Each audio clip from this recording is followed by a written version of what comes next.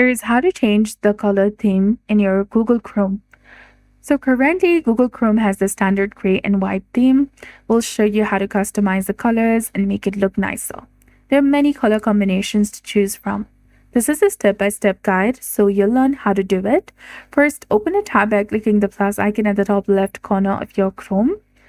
Then go to the bottom right corner of the Chrome and tap on Customize Chrome option.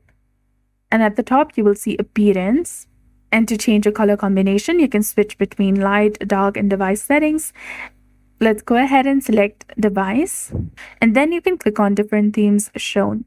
There are many to choose from, and you can even create a custom color and choose a combination you like from the color picker.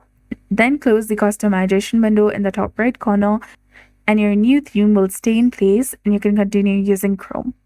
So that's it. I hope you found this video helpful. If you did, please like, share, and subscribe. Thanks for watching. We'll see you again in the next one.